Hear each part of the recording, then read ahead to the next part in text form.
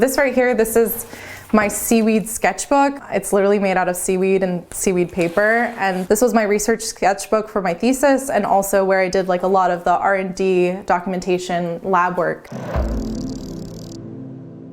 My name is Kathryn Larsen, and I'm an architect MAA, and I run Studio Kathryn Larsen.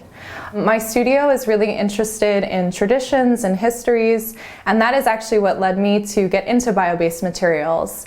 It started as a passion for me when I was still in my teenage years. I spent a lot of time in Japan and studying Japanese, and when I was in Japan, I noticed that a lot of the old buildings still use the same principles to deal with earthquake resistance that they deal with today. So of course, I was really fixated by this, and I started sketching a lot of the things that I was noticing as I traveled, a lot of shrines, temples, but a lot of also too contemporary architecture, and always really interested in how is this culture seeping into modern construction today. And this was when I recently got to go back to Japan and got to reanalyze some of the things that I had already seen, also with a newer perspective of being an almost complete architect.